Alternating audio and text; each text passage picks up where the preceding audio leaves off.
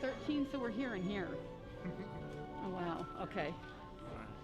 I'm going to just climb over. Can I climb over? You can't talk to the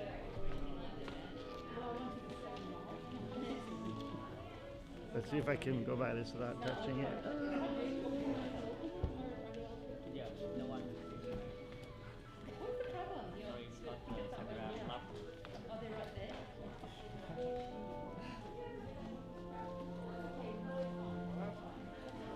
That's weird.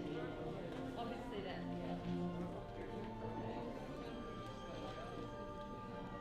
Yeah, they want to come. We can join together. Oh, it's amazing. I don't think there's anyone here. No. Oh, no one's there. Is this remembering not to comment loud because you know it's going to go live stream? And I talk to myself all the time. Okay, no good.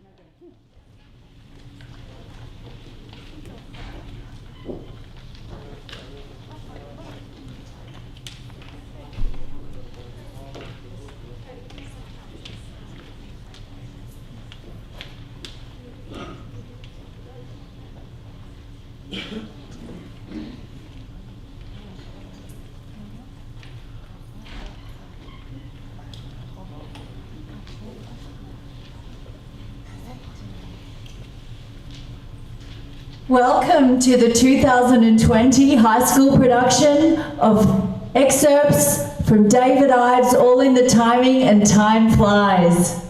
Sit back and enjoy the show.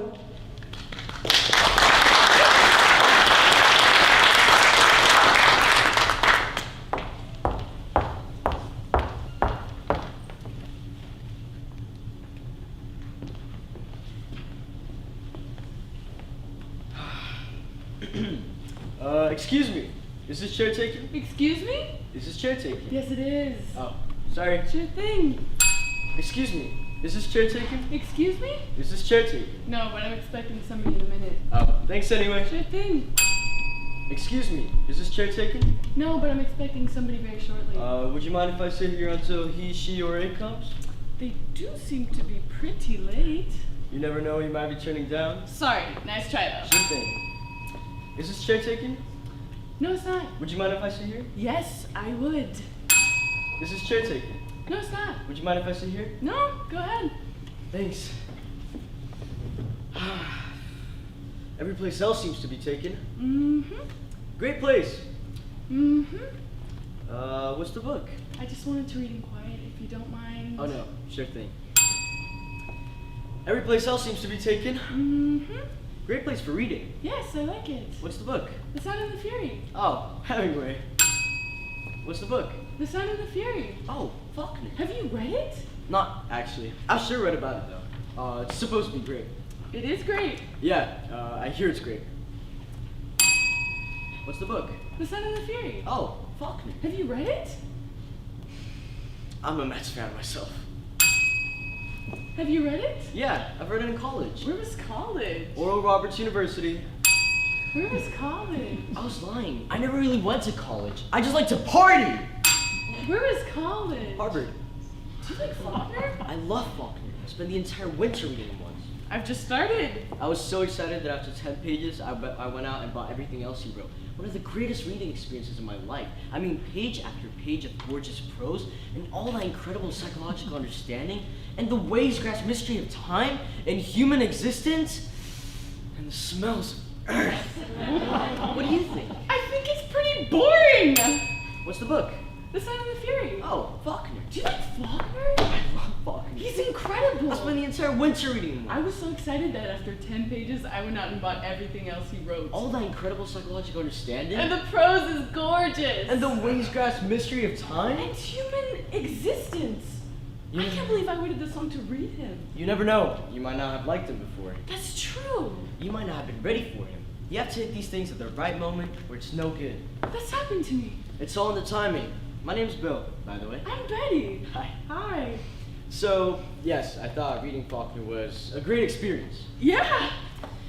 The sound and the fury. Well, onwards and upwards. You have to hit these things at the right moment or it's no good. What's happened to me? It's all in the timing. My name's Betty. I'm Bill. Hi. Hi. Do you come here a lot?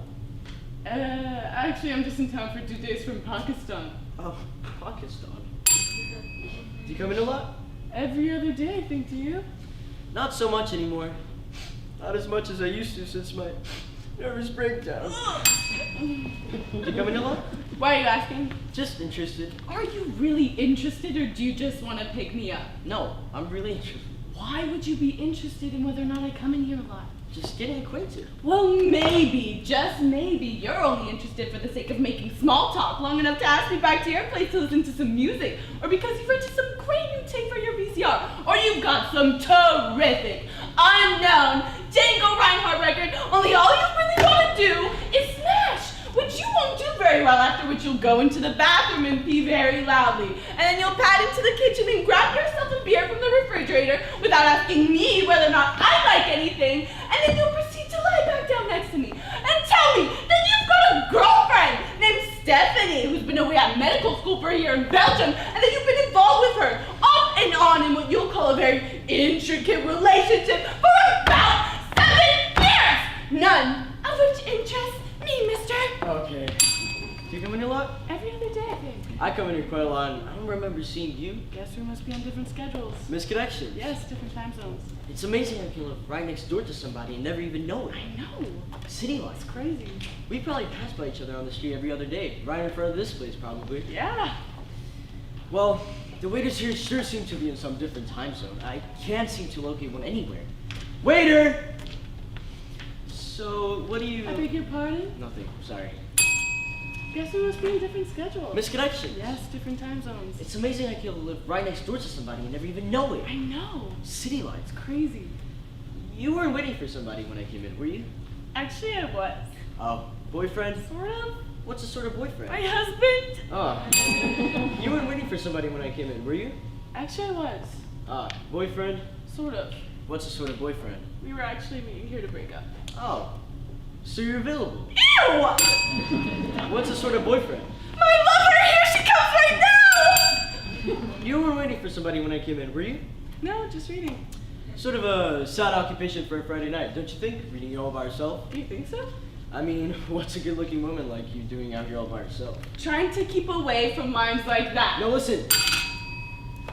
Sort of a sad occupation for a Friday night, don't you think? Reading it all by yourself? I guess it is in a way. I mean, what's a good-looking woman like you doing out here all by yourself? No offense, but... You see, I'm out by myself for the first time in a very long time. Oh. I just recently entered a relationship. Oh. A rather long stint. I'm sorry. Well, since reading here all by yourself is such a sad occupation for a Friday night, would you like to go elsewhere? No! Do something else. No! I was headed out to the movies in a while anyway. Big chance to let Faulkner catch his breath. I mean, all those long sentences got him pretty tired. I don't think so. Okay. I don't think so. Ah! Sure thing. You weren't waiting for somebody when I came in, were you? No, just reading. Sort of a sad occupation for a Friday night, don't you think? Reading here all by yourself? I guess I just like to think of it as existentially romantic, you know, cappuccino, great literature, rainy night. That only works in Paris. I mean, we could hop on a late plane to Paris, get on a Concorde, find a cafe. I'm a little short on plane fare tonight. Darn it, so am I. No, to tell you the truth, I was headed to the movies after I finished this section. Would you like to come along since you can't seem to locate a waiter? That's a nice offer, but... Uh-huh, girlfriend? Two, actually. One's pregnant and... Stephanie! No! Girlfriend? No, not unless you mean that castrating cow I dumped last night. Huh? Girlfriend? Sort of. What's a sort of girlfriend? My mother. You know, I recently just entered a relationship Oh, of rather long standing. I'm sorry to hear it. This is my first time out in a while. To tell you the truth, I feel a little bit at sea. So you didn't stop to talk to me because you're Mooney or you've got some weird political affiliation? No, straight down the ticket Republican. Ah! Straight down the ticket Democrat. No! Can I tell you something about politics? No, thanks! I like to think of myself as a citizen of the universe. Here we go. I'm unaffiliated. That's a relief, so am I. I vote my political Labels aren't important. Labels are not important. Exactly. Take me, for example. So what if I have a 2.8? No. 3.8? No. 4.8 at college? Sure. So what if I come from Pittsburgh? Uh-uh. Cleveland? Hell no. Westchester County? I believe a man is what he is. I believe a person is what he is. I believe a person is who they are. I agree. And so what if I admire Trotsky? Ah! So what if I once had a total body liposuction? Huh? So what if I don't have a penis? Ew! So what if I once spent a year at Peace Corps? I was acting on my convictions. Sure. You can't just hang a sign on a person. Yeah. I'll bet you're a Scorpio. God. You know, I was headed to the movies after I finished the section. Would you like to come along? That sounds fun. What's playing? A couple of the really early Tarantino movies. Oh, You don't like Tarantino? I mean, sure I like Tarantino. But you're not crazy about Tarantino. A few of the early ones get on my nerves. Uh-huh. You know, I was headed out to the... I was thinking about... I'm sorry. No, go ahead. I was just thinking about going to the movies in a while. So was I. The Tarantino Festival. Just up the street? Do you like the early I ones? think anybody who doesn't ought to run off the planet. How many times have you watched Pulp Fiction? 8. 12. Are you still interested? Do you like Jonah cinnamon buns? Yesterday I went out at 2 a.m. to get one. Did you have a Nintendo DS as a child? Yes! And do you like Brussels sprouts? No. I think they're disgusting! They are disgusting! And do you believe in marriage against sentiments in spite of sentiments against it? Yes! And children? 3 of them! 2 girls and a boy! Harvard, Vassar, and Brown. And will you love me? Yes! And cherish me forever? You Yes! still want to go to the movies? Sure thing. Waiter!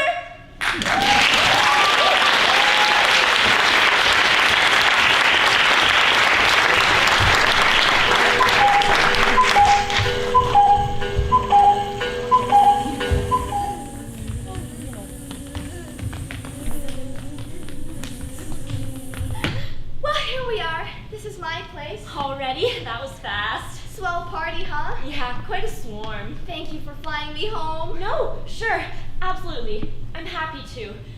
My pleasure. I mean, you're very, very, very welcome. Oh, it's not late, is it? Anyways, it was really nice meeting you. I'm sorry, is it April? May. May, yes. Later than I thought, huh? That's very funny, Virgil. It's Horace, actually.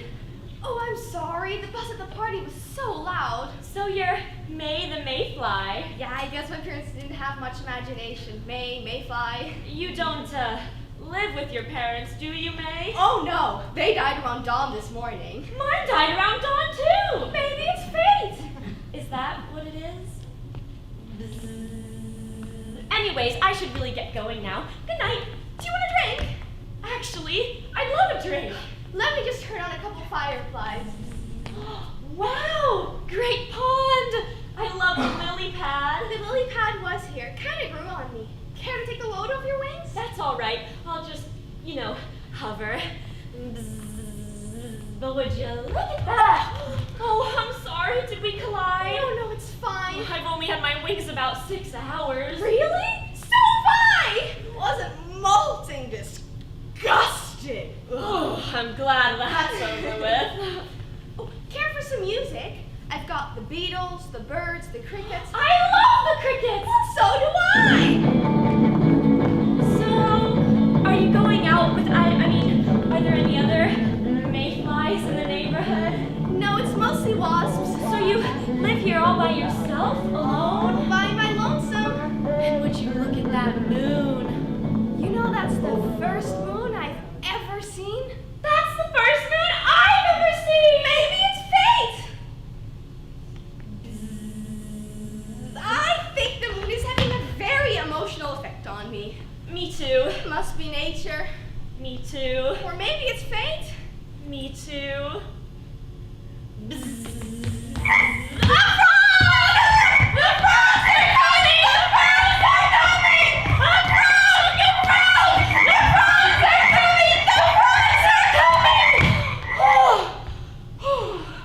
It's okay. It's okay. Oh my goodness. I think he's gone now. Oh my goodness, that scared me. Whew, that's the only drawback to living here. The frogs. You know, I like frog films and frog literature. I just don't like frogs. And they're so so rude to you if you're not a frog yourself. Look at me, I'm shaking. Why don't I fix you something? Would you like a grasshopper or a stinger? Some stagnant water would be great. Would you like some duckweed in that or some algae? Just straight up is fine. Sure, I couldn't tempt you to try the lily pad. Well, maybe just for a second.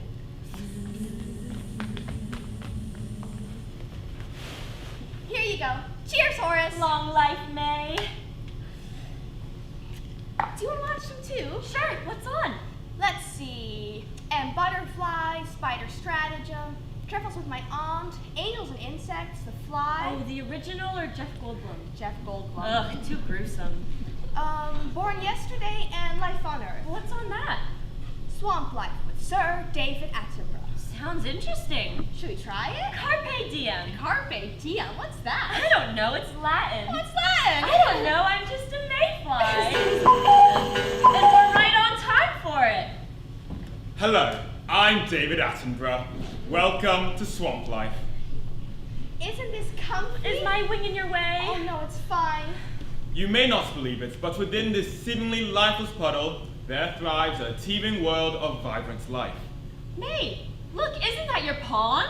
I think it is my pond. He said puddle. This puddle is only several inches across, yet its stagnant water plays host to over 14 gazillion different species.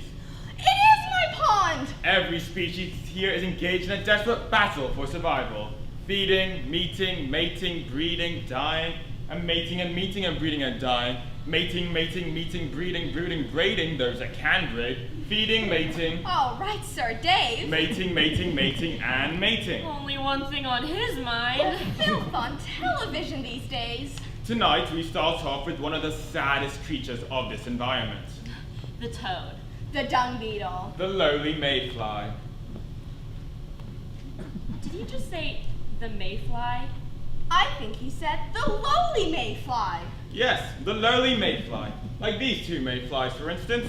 May! Oh, I think that's us! Oh my god! We're on television! I don't believe it! How much my mother was here to see this! This is amazing! Oh god, I look terrible! You look very good. I can't look at this. As you can see, the lowly mayfly is not one of nature's most attractive creatures. At least we don't wear safari jackets. I wish you'd stop saying lowly mayfly. The lowly mayfly has a very distinctive... Oh, I think there's something wrong with my antenna. You don't have cable? Not in this pond. and 60 tons of droppings. That fixed it. Would you like some food? Got some plankton and some very nice gnat. I do love good gnat. I'll set it out. You can pick. The lowly mayfly first appeared some 350 million years ago, That's impressive. and is of the order Ephemeroptera, meaning living for a single day. I did not know that. Living for a single day. Huh. Here you go. Gosh, May, that's beautiful. There's curried gnat, salted gnat, Scottish smoked gnat, I love that. gnat with pesto, gnat au naturel, and gnat king cole. I don't think I could finish a whole one. Not worries. Oh, and there's larvae dip in the center. Just dig in. As for the life of the common mayfly, Oh, we're common now. it is a simple round of meeting and mating and meeting and mating, Here we go again. breeding, feeding, This tip is fabulous. and dying. Oh, leaf? Thank you. Mayflies are a major food source for trout and salmon. Will you look at that savagery? That poor, poor mayfly. Sometimes fishermen like to bait hooks with mayfly lookalikes. Bastards! Oh, excuse me. And then there is the giant bullfrog.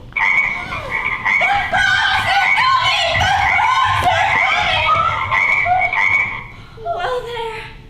Hello. Welcome to swamp life. Funny how we flew right into each other's wings. It is funny. Or maybe it's fake. Do you think he's gone? David Attenborough? The frog. What frog? Sometimes mayflies can be quite affectionate, mutually palpating their proboscises. You know, I've been wanting to palpate your proboscis all evening. I think it was larva at first sight. Oh, darling, darling. Oh, do, darling, do. Let's always be good to each other, shall we, darling? Let's do that, darling. Always, always. Always. Always. Rub my antenna, rub my antenna. As you can see, mayflies like to rub antennae together. Oh, yes, yes, just like that, yes. Rub mine now, rub my antenna. Oh, yes, there's the rub. Go, go. Isn't that a picture? Now, get a load of mating.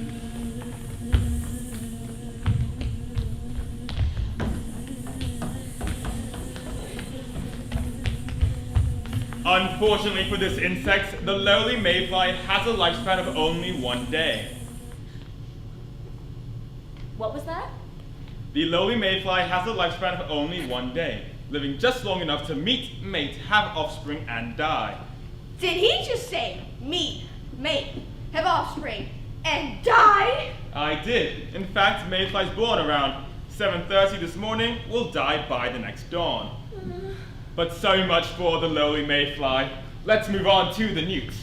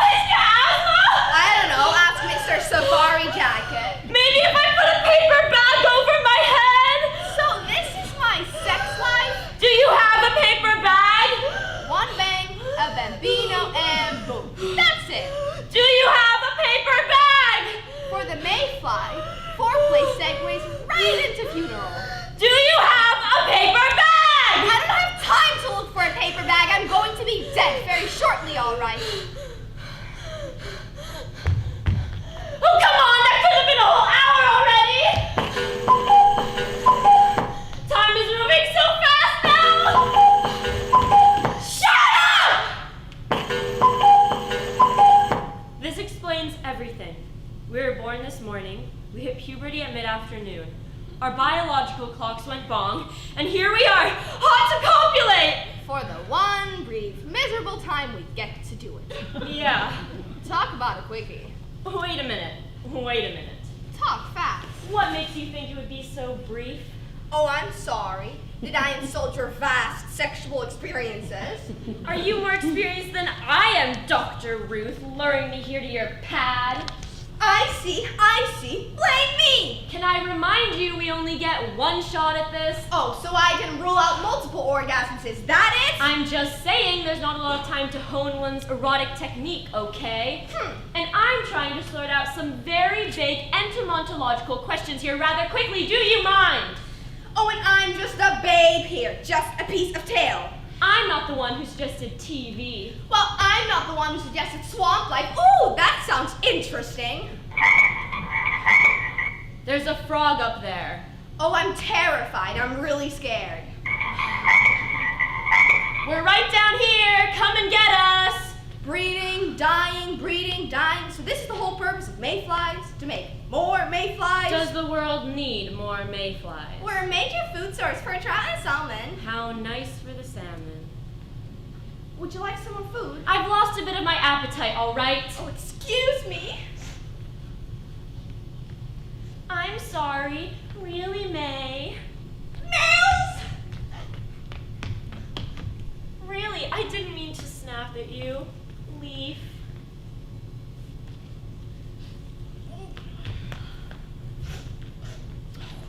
You've been very nice. Under the circumstances. I'm sorry. No, I'm sorry. No, I'm sorry. No, I'm sorry. No, I'm Oh, we sorry. better stop apologizing. We're going to be dead soon. I'm sorry. Oh, Horace. I had such plans. I had such wonderful plans. I was going to see Paris. What's Paris? I don't know. Maybe we'll come back as caviar and find out. You know, I was just hoping to live till Tuesday. What's a Tuesday? The sun's going to be up soon.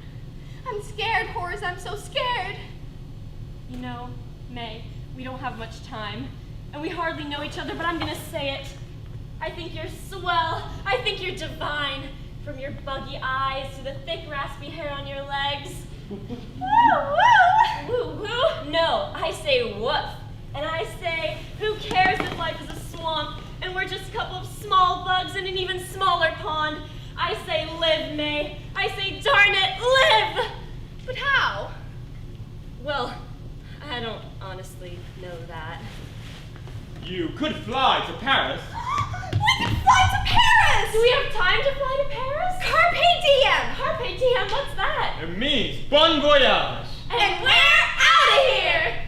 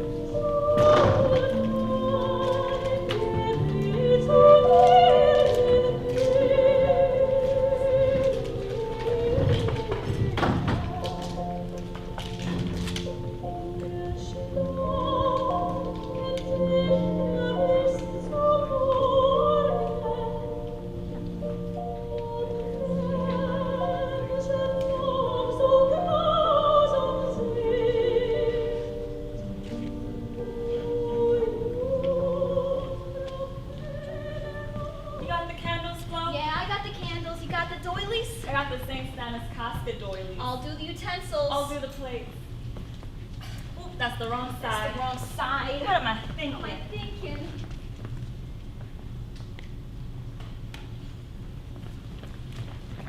Okay, so we put out the utensils. We got the plates. The candles have to be lit. And we got the St. Stanislaus Casca doilies. Now that was a very nice funeral. Wasn't that a beautiful funeral? I wouldn't mind having that. I wouldn't mind having that for my funeral. But I will tell you one song I do not want sung at my funeral. That theme from Phantom of the Opera. It's not appropriate. And not is that all there is, neither. On traditional flow. Edna, I'm traditional too. Oh, there's the cake. I'll check the jello molds. I'll check the cake. How are we doing for time? We got until the cemetery and back. Oh, plenty of time. Plenty of time. 5 more minutes. 5 more minutes?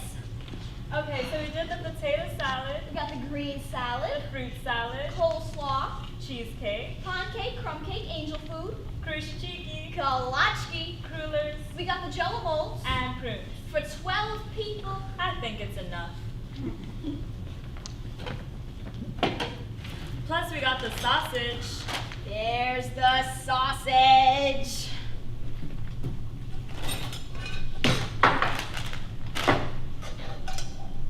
And we got the chicken with temples, mushroom soup, We got the pierogi. pierogi, the gawunki, There's kapusta. the buns, the rolls, and the bread. And the Polish glazed ham. For 12 people? I think it's enough. Oh, don't put that there, Flo, it's dirty. Is it dirty? Yeah, it's dirty. I'll do the powdered sugar. I'll do the nuts. Powdered sugar, Nuts. powdered sugar. Nuts. Father Tom says to me, Miss Polvetsky, do you mind doing a funeral breakfast for Mary Nowicki? I couldn't find nobody. I says to him, Father, I cooked so many meals in this church basement. I'd be happy to. I might as well live in this church basement. I says Mary will need some substance. Edna and me'll throw something together. Oh, there's a potted sugar. Oh, the nuts! Oh, the things that Mary's been through. Oh, the tragedy in the Nowicki family. Just terrible. Just terrible. And you know, Barney didn't leave her nothing. I always knew Barney would come to a bad end with all of that drinking. Run over by his own lawnmower. Just terrible. Just terrible. I'm praying to St. Jude for Mary, patron saint of lost causes. Jude will bring her something. Oh, you remember what St. Jude did for me when I had piles. He got you that special ointment. A miracle. You know, when Mary died, Joe made me 16 pounds of pierogi. Oh, when my Stosh died, Mary gave me a 22-pound turkey. So there's some justice in the So world. there's some justice.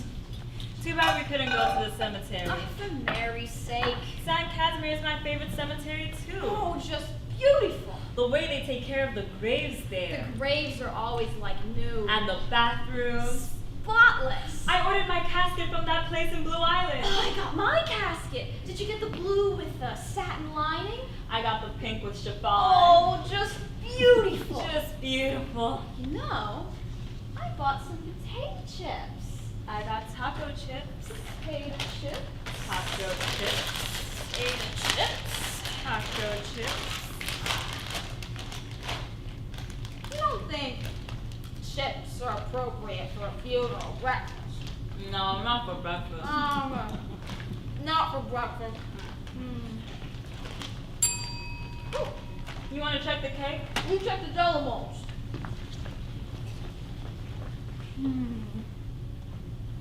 You know, I was going to make duck blood soup with raisins and dumplings, but you know the problem with making duck blood soup no more. There's no duck blood. You can't find any duck blood. My mom used to kill the ducks herself in the garage. Oh, you know, it's not the killing. It's when they urinate all over you. Just terrible. Just terrible. And it's the same thing with making pickled pig's feet. There's no pig's feet. You can't find any feet. I told you I lost those feet I got in Blue Island. Did you pray to St. Anthony? I prayed to St. Anthony and 2 days later I found them. Were the feet in the The icebox? feet were in the icebox all the time. Yeah. With the spread, should I do rosettes or squiggles? I think rosettes. Rosettes? Fine. Or maybe rosettes in the middle, Squiggles on the side. Squiggles on the side. You know, Father Tom told me a joke today. Oh yeah? What's it say on the bottom of Polish Coca-Cola bottles? What's it say on the bottom of Polish Coca-Cola bottles? What's it say on the bottom of Polish Coca-Cola bottles? I give up. Open utter end. Open utter end? Woo! In Polish, I mean. Oh, sure. He says to me, Miss Poletsky, I hope you're not offended. I says to him, Father, when you're Polish, what can offend you? When my Stosh tried to burn the wasp's nest out of the garage, and instead he burnt the whole garage down, that was a Polish joke. Well, I guess we got a minute. Yeah, I guess we're ready. Flo, you make the best apple slices. Aw, Edna, you make the best angel cake. And where's the forks? Oh, I'll just take one small one. Oh, just take a little piece. They'll never notice.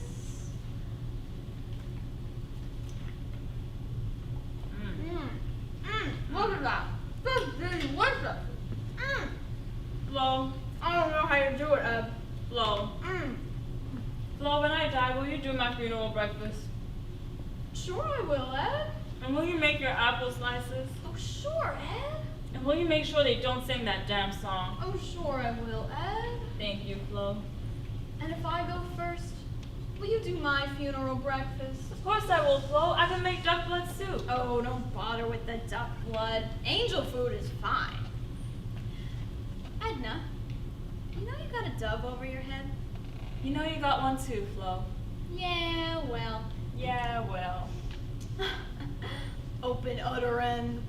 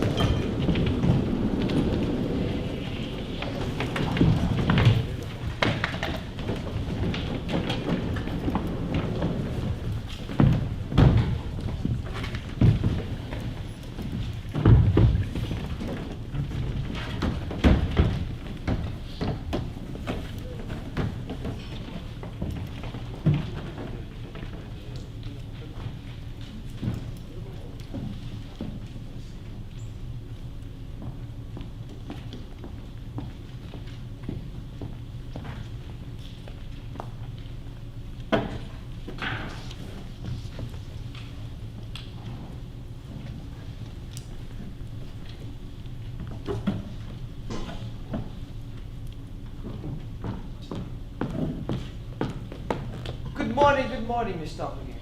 Actually, Mrs. Doppelganger. BBWW Doppelganger with 2 small dots.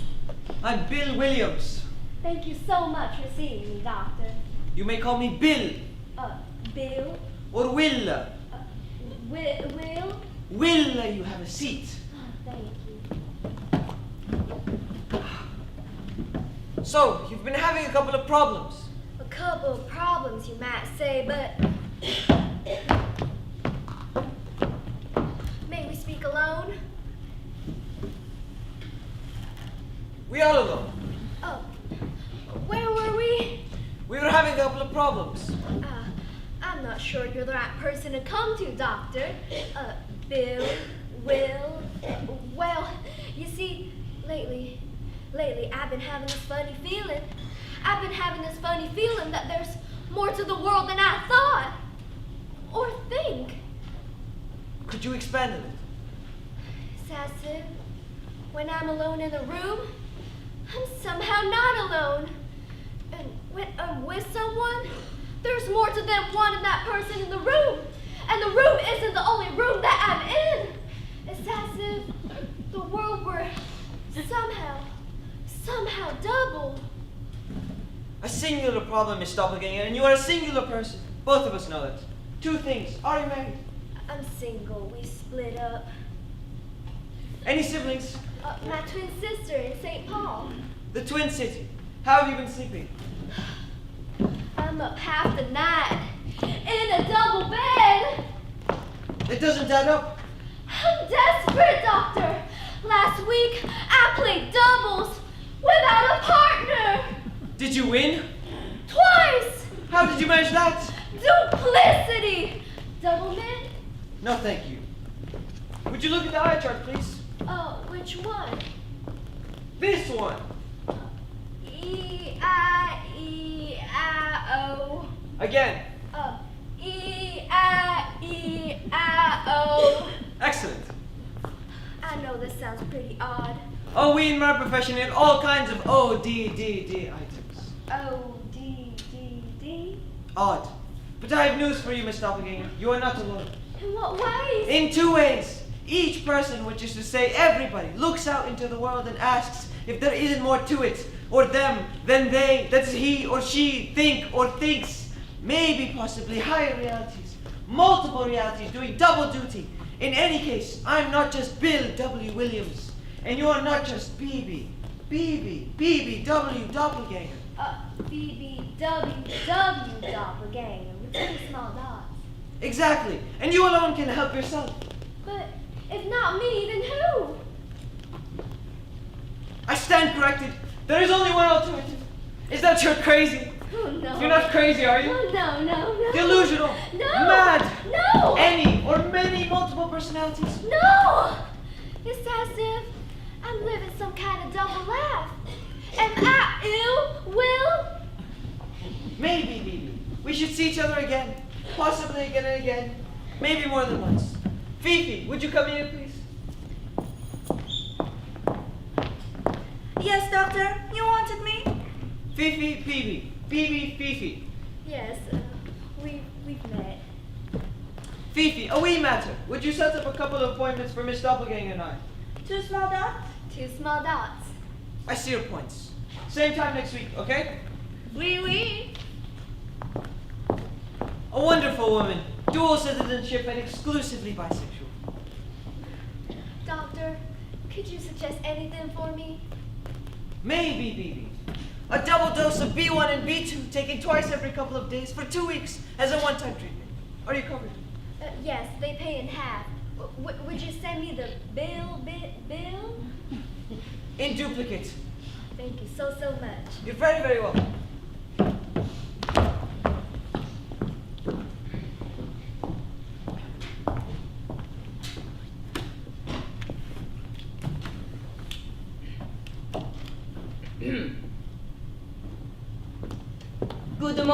Good morning, Miss Doppelganger. Actually, Mrs. Doppelganger, BBWW Doppelganger. Two small dots, sir? That's right. Thank you so much for seeing me, doctor. Will you have a seat? So you've been having a recurring problem. I have, doctor. I am doctor, but you can call me Bill. Bill. Or Will. Will? Well, Well, I'm not sure you're the right person to come to, doctor. But you see, I keep having this feeling. I've been through all this before. could you expand a little? I feel as if I've been through all this before. It's like, this isn't the first time this has happened to me. Have we ever been through this before? Never. Have you felt this way often? This isn't the first time. Do you miss repeat on it? Again and again. I reiterate. You reiterate the what? Nothing. I just keep reiterating. Ah, so your recurring problem is a recurring problem. Frequently. I mean, I even bought a repeating pistol. Repeating? Repeating pistol. Will you continue? Certainly hope so. No, I mean, please continue. Oh. I'm not sure you're the right person to come to, doctor. But you see, I keep having this feeling. I've been through all this before. Will, could you expand a little? I feel as if I've been through all this before. It's like, this isn't the first time this has happened to me. Have we ever been through this before? Never. Have you felt this way often? This isn't the first time. Do you miss repeat on it? Again and again. I reiterate. You reiterate the what? Nothing. I just keep reiterating. Ah, so your recurring problem is the recurring problem. Frequently. I even bought a repeating pistol. Repeating? Repeating pistol. Will you continue? I certainly hope so. I mean, please continue. Oh. I'm not sure you're the right person to come to, Doctor. Let me say one word. A word I'm sure you've heard it before, Mrs. Doppelganger. Deja vu? Deja vu. So it's deja vu. Deja vu. Deja vu. Deja vu. Mrs. Doppelganger, you have a German name with a French disease. I call that serious. Well, this isn't something I haven't heard before. Deja vu. Deja vu.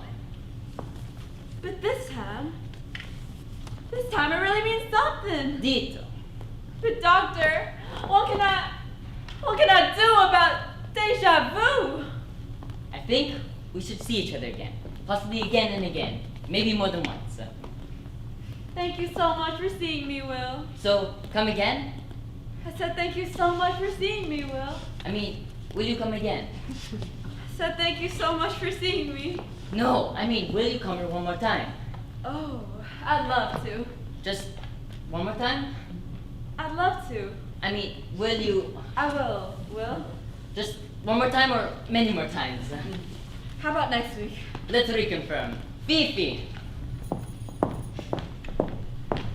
Oui, oui, doctor. Repeat the issue.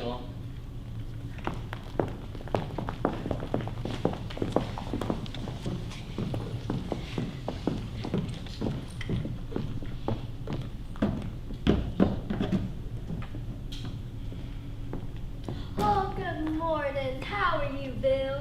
Thank you for seeing me, Dr. W. Oh, that's what we're here for. And please, call me baby. Won't you have a seat? Thank you.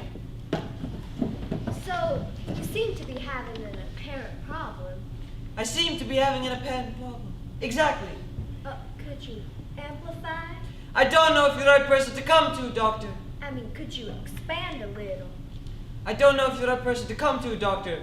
BB. But lately I'm tormented by this feeling that everything around us is just an illusion. I see. It's all a fantasy, a facade, a figment, a false front, a fata morgana, a phantasm, and frankly, it frightens me. Fascinating. Would you read the eye chart for me, please? Which one? The one on the left. Oh, very good. Now, line 2, please. Excellent. Now, the one on the right. There is no eye chart on the right. Excellent. Doctor, this feeling follows me wherever I go, or seem to go. It's as if everything I'm seeing, or I seem to be seeing, isn't really what's there. I see. Please continue.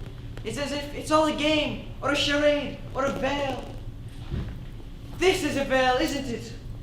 Do you see a veil? Never mind. Maybe I'm not talking to you. Maybe I'm not talking to you. Maybe I'm not even talking to someone who's not even you. But talk to me, Bill. Is this something with nothing behind it, or nothing with something behind it?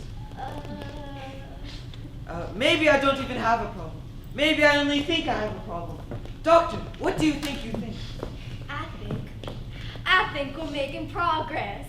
2, 3.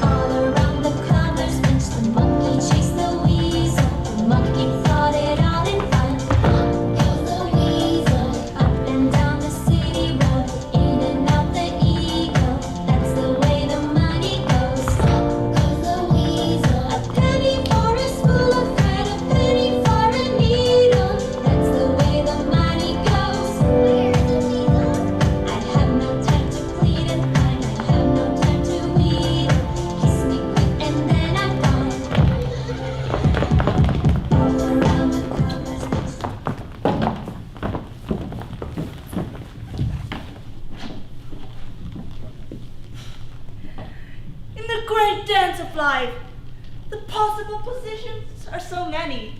The organs are so few. Some years ago, a scientist floated a man face down in a deep pool.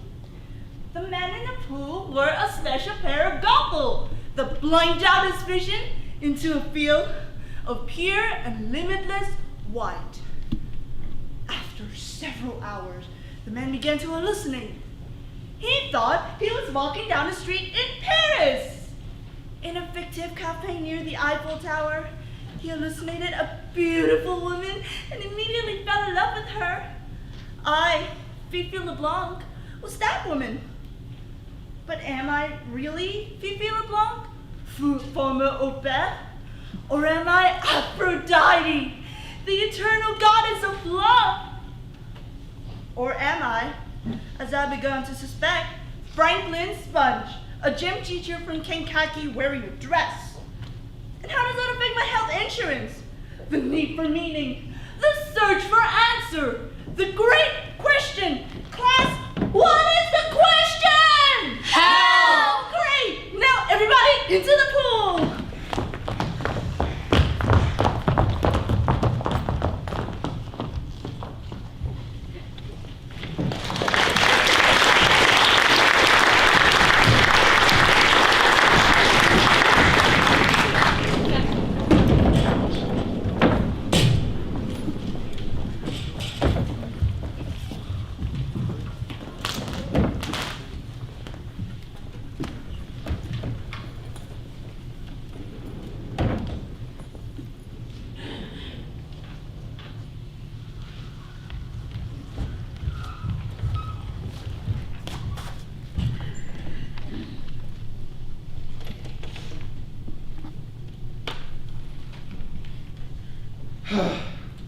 I don't know, I just don't know. Quiet, please. I'm trying to concentrate here. Right, so what have you got? Me? Yeah, have you hit anything? Let's hear it. Ping, Druba, puff, puff, puff, Engelborg, carcinoma. That's as far as I got. I like the puff, puff, puff. Yeah, kind of onomatopoeic. I don't know. Feels to me like it really needs some punching up. I mean, you can always throw in a joke later on. Just gotta get the through line first. Yeah. But is it Hamlet? Don't ask me. I'm just a chimp. Yeah, they could give us a clue or something. Yeah, or a story conference. Wouldn't that defeat the whole purpose of the experiment? I know. 3 chimps riding on into infinity will sooner or later produce Hamlet. Right. Completely by chance. And Dr. David Rosenbaum up in that booth is gonna prove it. Yeah. But what is Hamlet? I don't know. What is Hamlet? I don't know. You know, this is really stupid. It's not like you have anything better to do. The sooner we write this thing, the sooner we get out of here. Yeah, sort of follows of Paris. What the twist? But what do we owe this Dr. David Rosenbaum anyway? A guy who stands up there and says, this one's Swift, that one's Milton, that one's Kafka. Just to get a laugh? What's a Kafka anyway? Why am I Kafka? Search me. What's a Kafka? Him and all his 4-eyed friends up there sure think it's a stitch. And how are we supposed to write Hamlet if we don't even know what it is? Right, so the chances are a little slim. Yeah, and this from a guy that's meant to be smart. This from a guy at Columbia University. Yeah, but the way I see it, there's a Providence who oversees our pages. Rough draft them how we may. But how about you, Milton? What have you got? Let's see. Of man's first disobedience and the fruit of that forbidden tree, whose mortal taste brought death. Hey, that's good. It's got really sing. Yeah? But is it Shakespeare? Who cares? He's got our own voice now. Does Dr. Rosenbaum care about voice? Does Dr. Rosenbaum care about anybody's individual creativity? Yeah, but let's look at it from Rosenbaum's point of view for a minute. No! All he wants is a copy of somebody else's stuff. Yet here we are, meant to produce a clean draft. And what? We're getting bananas here to be somebody else's hack. Writing's a mug's game anyway, Swifty. What hath made me mad? Yeah, but why not just set up a little schedule for yourself? You know, start writing in the morning while you're fresh, then take a little break to get the juices flowing again, and write again in the afternoon, then retire for a shot of papaya and some masturbation. What's the big deal? If this Dr. Rosenbaum was worth anything, we'd be working on word processors right now, not these antiques. It's a wonder he could find three of us that could write this good anyway. And what? He treats us like those misfits at the Bronx Zoo? I mean, look, a swing! What does he take us for? I like the swing. I think it's a nice touch. I can't work under these conditions. No wonder I'm producing garbage. Okay. But how does the rest of your Milton? You know, blah, blah, blah. Whose mortal taste brought death into the Flanagan. Bed socks, not worse Tinkerbell. What do you think? Flanagan's good. Yeah. I don't know. I don't know. Do you think it's the rhythm? I thought it was kind of a stretch, but... I just don't think it has the same expressive intensity and pungent lyricism as the first part. Well, sure, it needs rewriting. What does it? It's a rough draft. Lights on! This bit... Are they watching? I don't know, I can't see. I have my paws over my eyes. What? Are they watching? What's the point of this? Why do they videotape our bowel movements? What? Lights off. So, how are you, friends? What have you got? Let's see.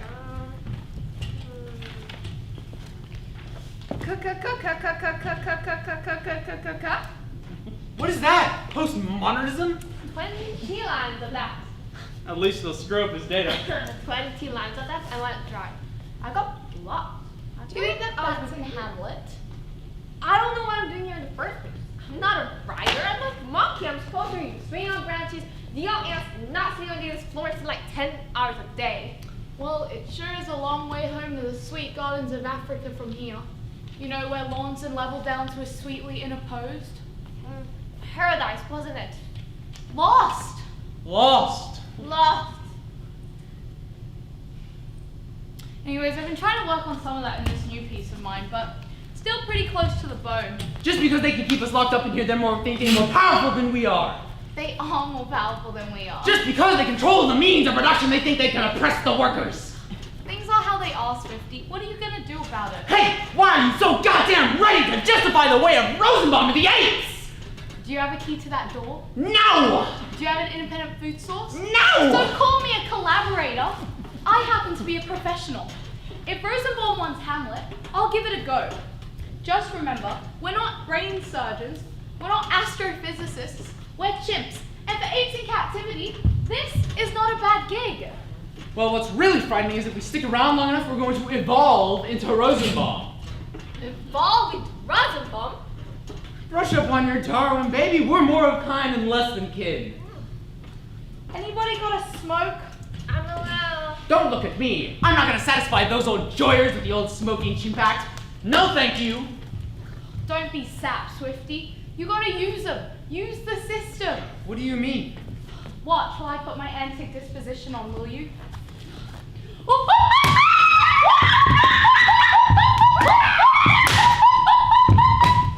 See what I mean? A Galoise too. My favorite. They should have thrown in a Cupid doll for that performance.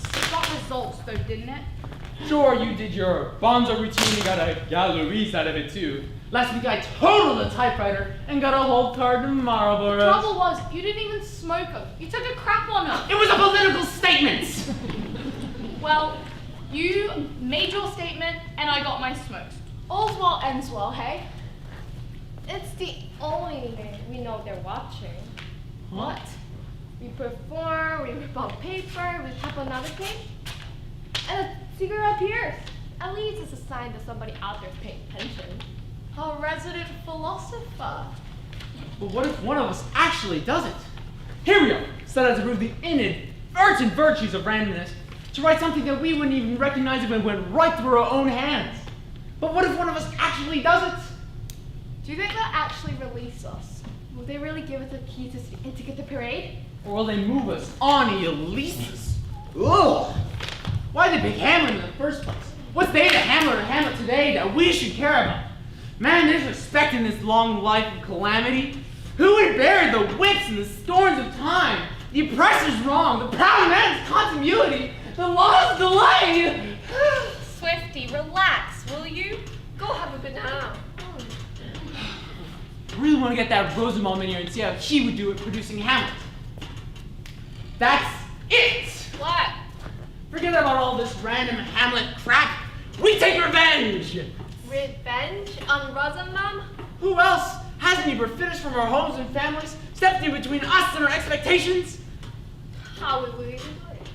Easy. We break our pens and our pencils. Act like something's broken, but we poison them. Jesus, Swifty. Sure, some juice of cursed vana spread liberally over the pages. Ought to work like a charm, huh? Yeah, great. If that doesn't work, then we'll poison the swing. Then we'll invite him in. If that doesn't work, then I'll challenge him to a duel. Can't you see it? In the course of combat, I casually graze my rapier over the poisoned pages, and then bam! Hit!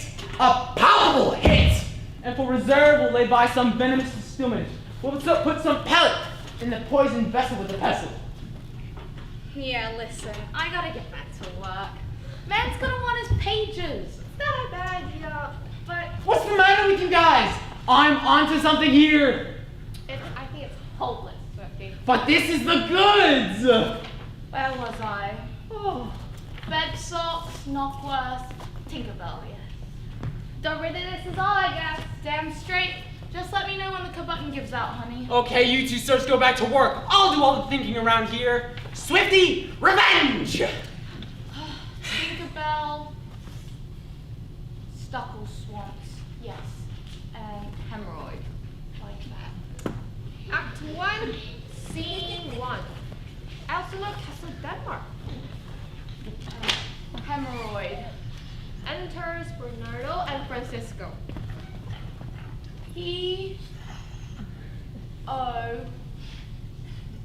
Pomegranate. Bernardo says, "Who's there?" Bazooka!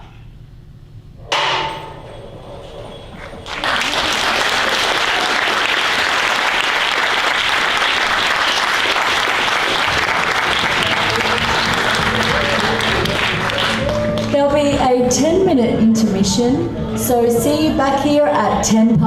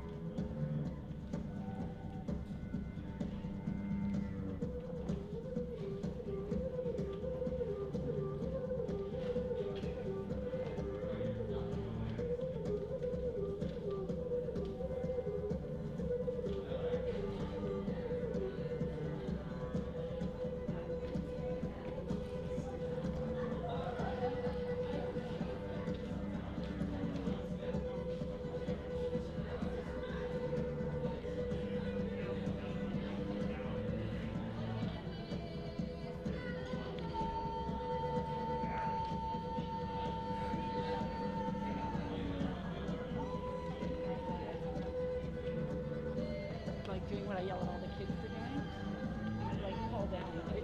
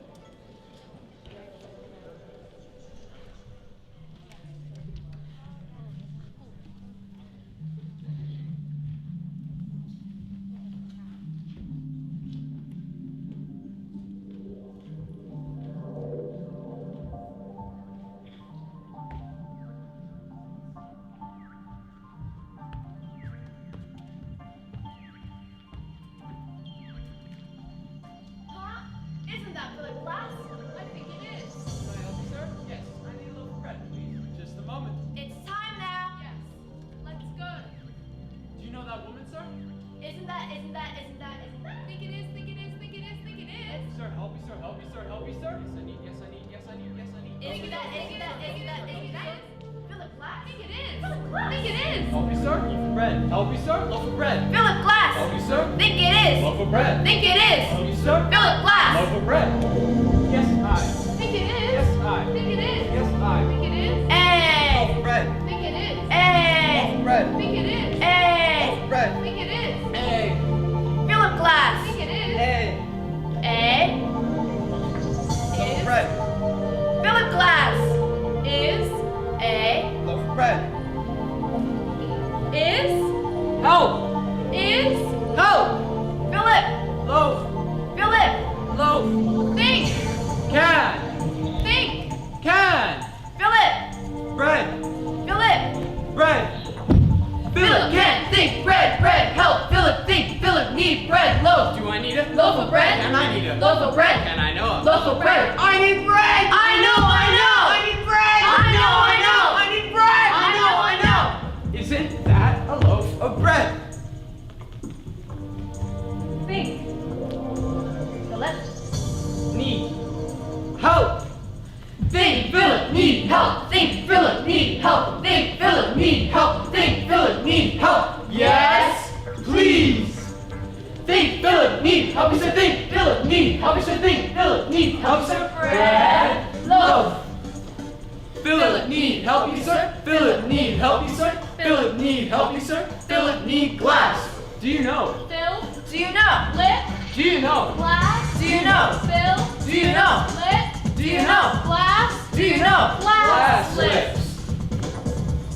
It was that memorable evening in March. glass Out at the end of the jetty. please She was lying there in a white cotton dress. yes And I mistook her for a rowboat. loaf Just a moment. it's time Please. let's go Just a moment. it's time Please. let's go Just a moment. it's time Please. let's go Just a moment. it's time now let's go Just a moment. it's time now let's go Just a moment. it's time now let's go Just a moment. it's time now let's go Just a moment. it's time now let's go Go. time Go. time Go. Time. It was a memorable evening in March out at the end of the jetty. time is A moment, sir. time is A moment, sir. time A is moment, sir. time is Now. time is Now. time is Now. time is Now. Philip the Moment, sir. Philip the Moment, sir. Philip the Moment, sir. time is Now. Go. time Philip is Moment. time Go. time time is a moment sir Do you know that woman? time is a moment sir Do you know that woman? think Philip I loved her once. think Philip I loved her once. Do you know that woman? think Philip I loved her once. what's the matter Philip I loved her. what's the matter Philip I loved her once. Just a moment. Once. Just a moment. Once. Just a moment. Once. now Once. now Once. now Once. now nothing matters I now nothing matters love now nothing matters her now nothing matters Once. just a moment, sir. Philip need a Bread. Philip need a loaf of bun what's the Woman, matter go change. what's the woman matter Philip go change what's the woman matter Philip now change Need. Woman, need. nothing Need. matter Need help. Need woman. Need nothing. Need matter. So what? Need woman. Need nothing. Need matter. Love, Need change. love, Need love, woman. love. No nothing. Need matter. Love, It's time. love, Need love, woman. No nothing. Need matter. No love. Need woman. No nothing. Need matter. Let's go. Need woman. No nothing. Need matter. No change. Do you know that woman, sir? Yes, I loved her once. what's the matter nothing I also need some change.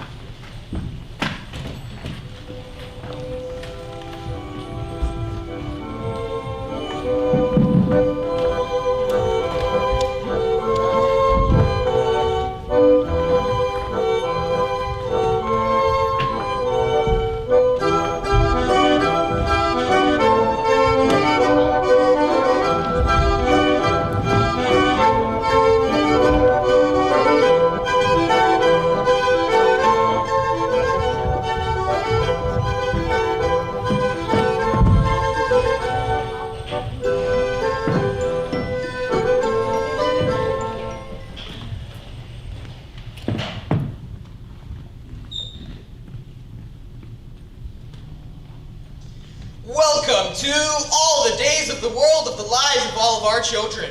Today's episode, Love Machine. Bonsoir, Café Paradis, this is Pierre. Ah oui, bonsoir madame. A table at 8:15. Très bien. I have written your name in the big book. À bientôt to you, chère madame. My plaisir.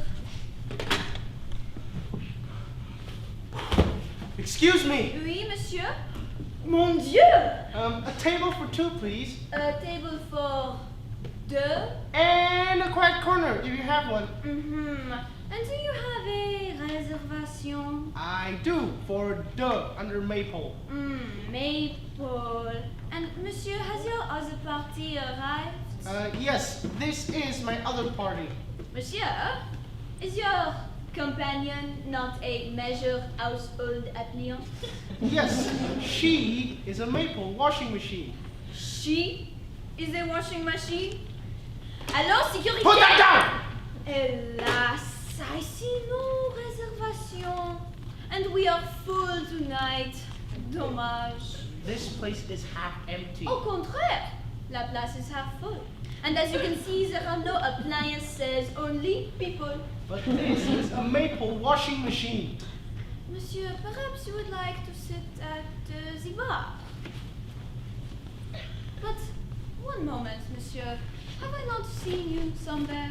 Well, it's possible you've seen me. Mais oui, la télévision. Are you not the Maple repair person? I am the Maple repairman. The repairman who weeps because he has nothing to repair. Yes. Who goes ooh, ooh, ooh because la machine is too perfect. Yes, that is I. Oh, it's sad! It's so sad! Uh-huh. So these commercials are la réalité. It's my heart, you fool! Who can repair this aching, breaking heart? Mouchoir, monsieur?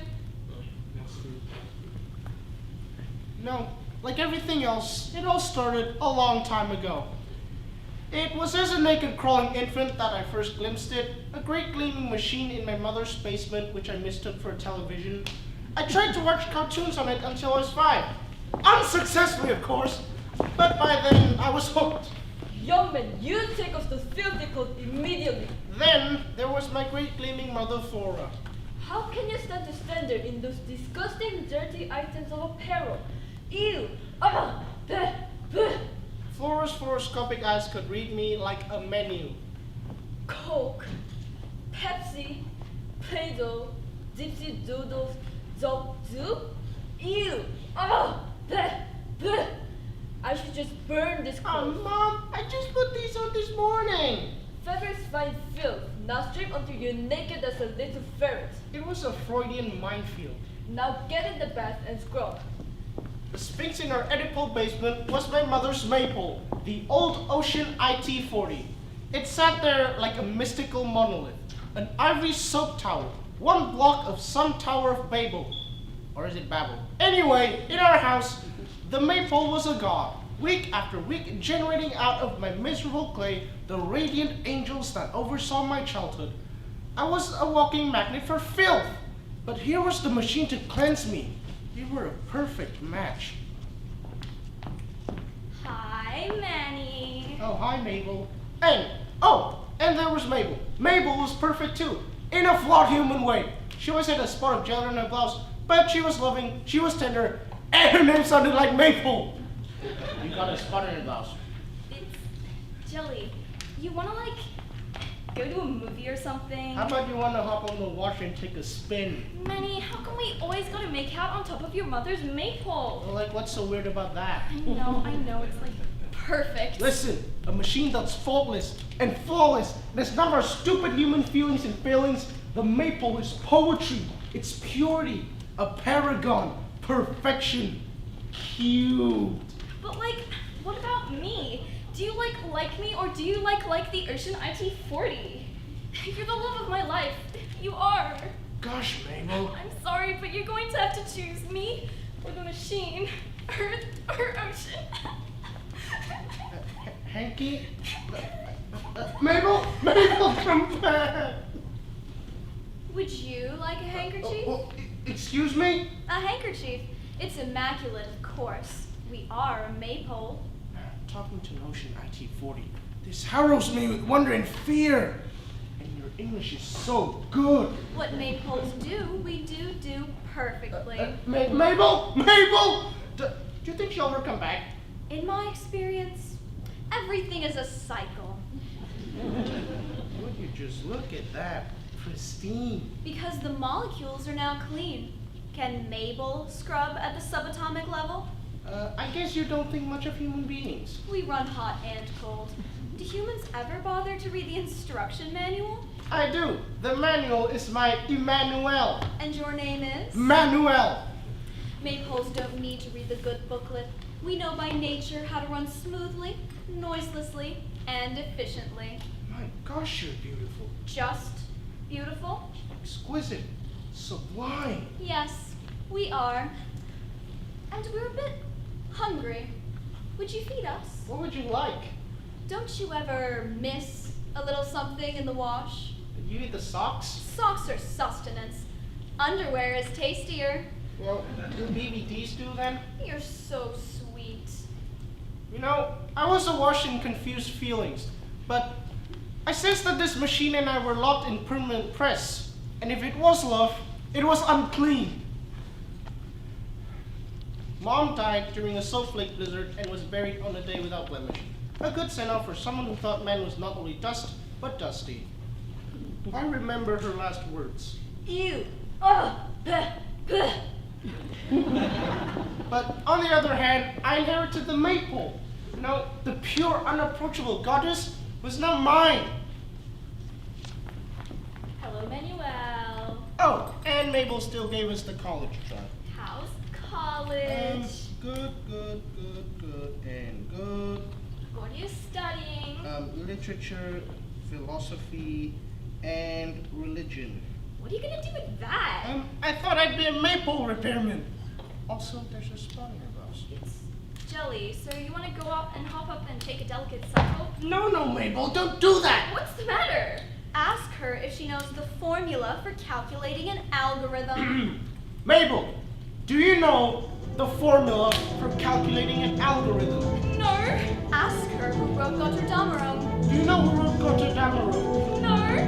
Wagner. Oh, you even know Wagner? The ring cycle by heart. No, I don't. We don't see what you see in her. And then there were my friends, who just didn't get it. You brought a washing machine to my picnic? She's something, isn't she? Well, she's a thing anyway. What about the girls? You might try talking to her. I don't want to talk to her. You might offer her some dirty napkins. I'll not offer my guests dirty napkins. Can you offer some food at least? Can I offer you some Freud at least? Yes, I know I'm replacing my mom with a washing machine. I know I'm obsessed. Yes, I'm obsessed. But hasn't half the glory of humanity come from obsessed a-holes with a dream? Are we all appliances in the service of a higher manufacturer? Don't you get it? This machine and I are soulmates. That's beautiful. But she's alienating my relatives and blocking all the condiments. Nobody understood. But who understood Romeo and Juliet, or Tristan and Isolde, or Lewis and Clark? And then came what I thought would be the greatest day of my life. The day I graduated to maple repairman. No! No, don't do it! This is for friends. Don't touch that toolbox. Leave. Run away. Flee to the ends of the earth. But for God's sake, forsake the maple. I know you thought this would be the happiest day of your entire life. I thought so too. But look at me now. A tragic victim of the technological pixelation of our age. A sacrifice to seamless design. A love slave of the machine. I too attained the toolbox. I too bore the bow tie and cap. I rose to the top of the maple pole, drawn on by her. And I didn't even have the Ocean 1940 with automatic link control and gyroscopic spin. Even the IT-20 was too much for me. And did you know they're working on a super IT-90? How clean can we be? May I? Oh, heaven. Oh, but she doesn't need us. She doesn't need fixing. All she wants is us on our knees before her, adoring her. You'll never work a day in her entire life, but you'll never be happy. You'll never lift a wrench, but you'll never know peace. Start weaving yourself an endless handkerchief. Start weaving your way down it, because she's got you now.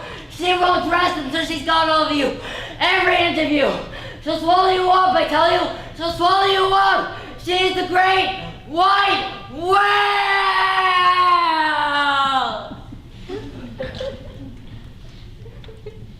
No, he was right. I soon was desperate. And so was Mabel. Manny? Trying to put some starch in our relationship, she quit her job at UNIS and became a laundry folder at Renzo City. Can't you love me, Manny? Well, but what about my past with the machine? We all have our dirty laundry. There's a spot on that. It's jelly. So are you gonna marry me, or am I gonna have to live in sadness forever and ever? I do. You do? I do. We repaired to the church and said we did, but the honeymoon soon ended. Did you really think you could ever replace us? Never. You're probably eyeing the new Super Ocean IT-90. No. Some cute little number-crunching, computer-driven job. Never, I swear. Manny, is it really over between you and that? Well, yes. It's all over. Why do you ask? Do you think I don't notice we're sleeping in the utility room? Do you think I don't notice you polishing her knobs every time I'm not looking? Do you think I don't notice you're buying me high-quality blends and rare cottons just so that she can wash them? Do you? Huh? The house reeked of jealousy. We still don't see what you see in her. And the machine started making greater and greater demands. Imported Italian bleach, nuclear detergents, fine French fabric softener, and Mabel bought none of those. Honey? She'd had it. I've had it. And so we folded. I went into soak cycle, lapping up suds while hanging out at cut-rate laundromats just to watch the competition break down. Washers without automatic lint control. How pathetic and yet how vulnerable. Then came the final blow. We want a dryer. A dryer? Why? Don't get anxious. I'm not anxious. Don't be jealous. Why do you need a dryer when you've got me? Love and marriage, horse and carriage, washer, dryer. Oh, a dryer. To give you a tumble, eh? For companionship. Well, that's not the truth. That's just spin. We want a family and we want them to be maypoles. Is that so weird? Well, her inner timer told her it was time for a dryer, and how could I deny her? What is it? What's the matter? I'm a maple! That's what's the matter! Handkerchief? It's kind of dirty. Then it's my duty to accept it. Oh, it's horrible having to be so perfect all the time. I wash and I wash, and I give and I give. It's a full load. Sure. And I'm good at what I do. Oh yes, I'm very good. But sometimes I want so badly to be bad, to be one of those other makes. We don't have to say their names. We know who they are. So cheap, so easy. We don't respect them. No. But we envy them sometimes, don't we? Oh gosh, yes. People take us maypoles for granted, as if we liked pea stains and snot rags and bibs full of baby vomit. I'm no saint. Well, yes, I am a saint in a way. Well, but you have to be what you are. It's true. I came off the assembly line of fate. But am I not an individual? No. I suppose I'm not. I have a serial number. That's individual, isn't it? There's nothing to be done. But maybe there is. If it ain't broke, don't fix it. Break the machine and you can fix it. You mean? Yes. Break me! No! What's the matter? I can't! Oh, I just can't! Please. If only I could wreck myself, but wreck the perfect only for my own happiness? No, I couldn't. Oh, all right. You have your stupid human emotions. Be that way. But then, I saw the cruel truth. I saw that the world is just a veil full of pea stains and snot rags and bibs full of baby vomit. But that amidst the filth, ew, ugh, thick, put. You know, there were Mabels, creatures of glorious imperfection, and that I'd already reached the perfect because I'd let Mabel go. So that's why I went to the table tonight, to end this idiocy, to tell this machine that I've given it my all, but the tide has turned. So goodbye, and be of good cheer. But of course, you don't understand. Nobody understands. Oh, but I do understand what I mean. It's so sad, so triste. And you too, pauvre machine, my heart goes to you. For I was in love for 15 years with this telephone. No! Because we communicated so well. Now I can barely get the dial tone. Gabrielle, a table for the... Manny, is that you? Is this Mabel? It is Mabel. Manny, can't we try again? I'm running Mutsies now, so I've got some cash. Look, there's a spot on your dress. It's jelly. I don't think it comes out. Never remove it. It is the indelible Rorschach blot of the human heart. Oh, Manny, I see now that humanity is linked age upon age in a great chain of handkerchiefs. I've seen so many hankies. Many, many, many, but no hanky of any size could dry the tears I've shed for you. Not if it was broad enough to cover the whole world, or if I was broad enough to use it. Handkerchief? No, Mabel. Take mine. Oh. Pierre, I'll take that table for two now. Next time on All the Days of the World of the Lives of All of Our Children, a blender enters the mix. How would you like to get loaded tonight? Stay tuned!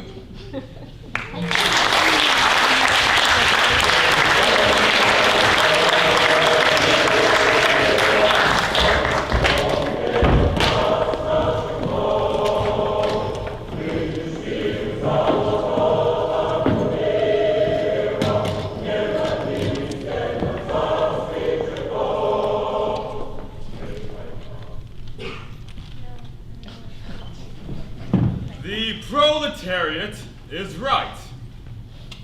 The proletariat must always be right.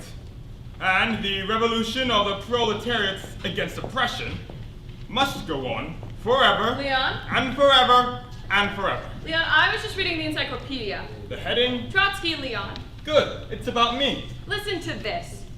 On August 20th, 1940, a Spanish communist named Ramon Mercader smashed a mountain climber's axe into Trotsky's skull in Kyoto, a suburb of Mexico City. Trotsky died the next day. What is the year of that encyclopedia? August 1994. Strange, Yes. but interesting. I am Trotsky. Yes, dear. And this is our house in Coyoacan. Yes. And we do have a Spanish gardener named Ramon. Mercader. Yes. There aren't any other Trotskys living in Coyoacan, are there? I don't think so. Not under that name. What's the date today? August 21st, 1940. Aha! Then I'm safe! That article says it happened on the 20th, which means it would have happened yesterday. Leon? And I'd be dead right now with a mountain climber's axe sticking out of my skull. Leon? Will the capitalist press never get things right? Leon, isn't that a mountain climber's axe sticking out of your skull? It certainly does look like one. And you know, Ramon was in here yesterday telling about his mountain climbing trip. And come to think of it, he did have a mountain climber's axe with him. Now I can't remember if he had it with him when he left the room. Did Ramon report to work today?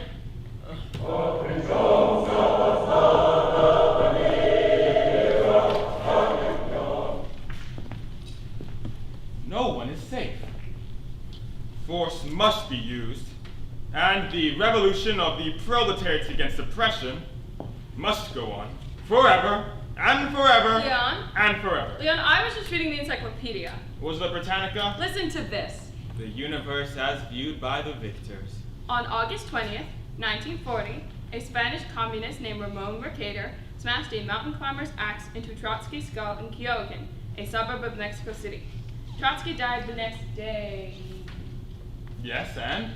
And I think that there is a mountain climber's axe in your very skull right now! I knew it! When I was shaving this morning, I noticed a handle sticking out the back of my head. For a moment I thought it was an ice pick, so at first I was worried. No, it's not an ice pick. Don't even say the word. You know about my recurring nightmare. Yes. About the ice pick that buries itself in my skull. Yes, dear. That is why I have forbidden any of the to allow ice picks in this house. Leon? No one may be seen with an ice pick in this house, especially not Spanish communists. Leon? We'll do without ice. We'll drink our liquor neat and our Coca-Cola warm. Who cares if it's Kyokan in August? Not a bad song title, that. Kyokan in August. Or we'll get ice, but we just won't chip at it.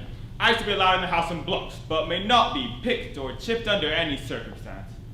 Ice cube trays will also be allowed if they've been invented yet. Now, I'll bet that article doesn't say anything about an ice cube tray in my skull, does it? No. Does it? No. Ha! I've outsmarted destiny!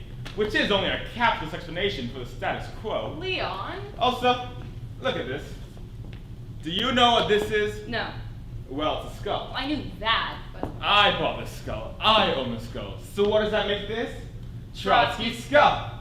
Now if some Spanish communist posing as a gardener wants to bury anything in my skull, be it a you-know-what or anything else, he'll see the skull, recognize it as my skull, bury something in it, then he'll go his way and I'll go mine. Is that ingenious? Up to a point. 50 more years of Trotsky! Trotsky!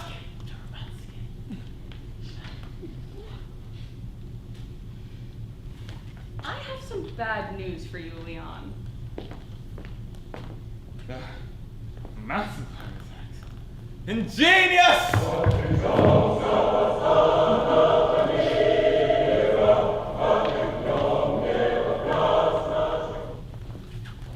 Funny, I always thought it'd be an ice pick. A mountain climber's axe. A mountain climber's axe! Can't you get that through your skull?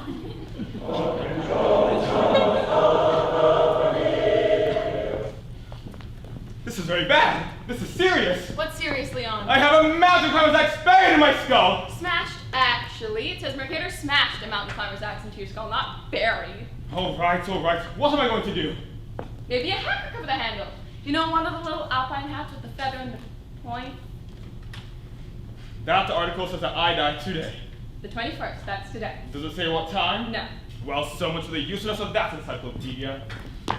All right then, I've got until midnight at the latest. Well, what should I do? Cook about supper! What, you can't forget about the soup? Of course.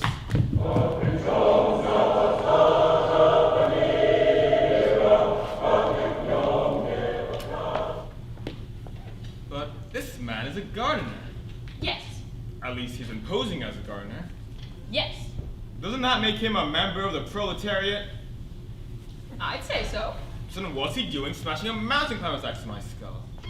I don't know. Have you been oppressing him? Why would Ramon have done this to me? Maybe he's a literalist. A what? A literalist. Maybe Ramon ran into Manuel. You know Manuel, the head gardener? I know who Manuel is. I know you know who Manuel is. One of these days, Mrs. Trotsky. Well, maybe Ramon ran into Manuel, and maybe Ramon said, "Do you think Mr. Trotsky will have time to look at the nasturtiums today?" And maybe Manuel said, "I don't know. Ask Mr. Trotsky." Aha! Very funny. Or maybe he was just hot to Trotsky. Very, very funny. Or maybe he just wanted to pick your brains. Stop it! Stop it!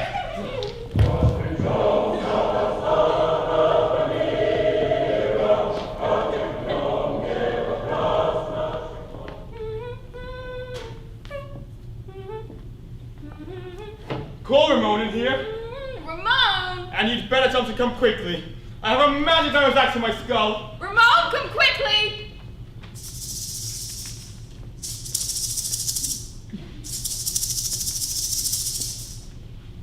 Good morning, Ramon. Good morning, senor. Have a seat, please. You see, we have very good employer-employee relations here. Now, Ramon, did you bury this mountain climber's axe in my skull? I did not bury it, sir. I smashed it into your skull. Excuse me? You see? You can still see the handle. It's true, Leon. The axe is not entirely out of sight.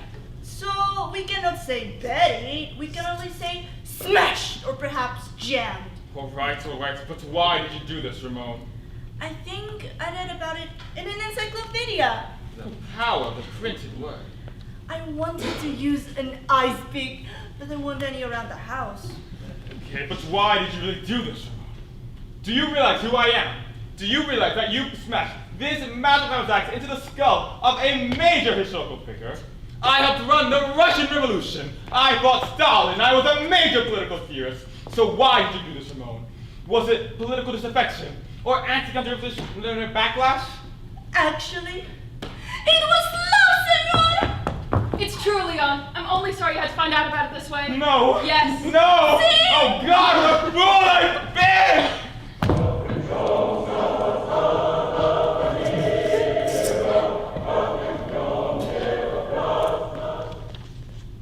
Why did you really do this, Ramon? You will never know, Senor Trotsky! Oh God, it's a nightmare! But lucky for you, your night will be soon over!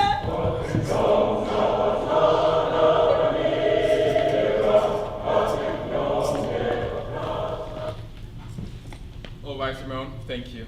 You may go.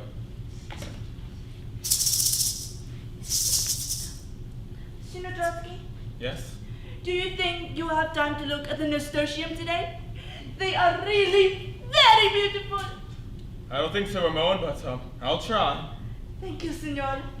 Hasta la vista! Or should I say, buenas noches! All right then, so this is it. The 21st of August, 1940, the day I died. And to think that I've gone over so many 21st of August in my life, like a man walking over his own grave. It's been wonderful being married to you, Leon. Thank you, Mrs. Trotsky. Though it has been a burden at times being married to a major historical figure.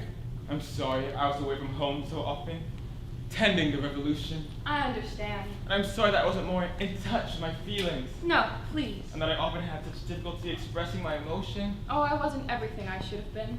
Well, it's a little late for regrets, with a mountain climber's axe buried in one skull. Smashed, actually. So it wasn't old age or cancer or even the ice pick that I feared for years. It was a mountain climber's axe wielded by a Spanish communist posing as a gardener. You really couldn't have guessed that, Leon. So even an assassin can make the flowers grow. The gardener was false, and yet the garden he tended was real. How was I to know that he was my killer when I passed him every day? How was I to know that the man tending to the stadiums would keep me from seeing what the weather would be like tomorrow? How was I to know that I'd never get to see Casablanca, which wouldn't come out until 1942, and which I would have despised anyway? But how was I to know that I'd never get to know about the bomb, or the 80,000 dead in Hiroshima, or rock and roll, or Gorbachev, or the state of Israel? How was I to know that I'd be erased from the history books of my own land? But reinstated, at least partially, someday. Someday, for everyone, there's a room that you go into, and that's the room you never leave. Or else you go out of the room, and that's the last room you ever leave. This is my last room. You're not even here, Leon. This desk, these books, that mirror. You're not even here, my love. Sunshine coming through the window. This is yesterday. The flowers in the garden, you standing there. This is yesterday you're seeing. You're in a hospital unconscious. What does that article say? Read it again. On August 20th, 1940, a Spanish communist named Ramon Mercader smashed a mountain climber's axe into Trotsky's skull in Kyoto, a suburb of Mexico City. Trotsky died the next day. It gives you a little hope about the world, doesn't it? That a man can have a mountain climber's axe smashed to his skull, and yet live for one whole day. Maybe I'll go look at those stadiums.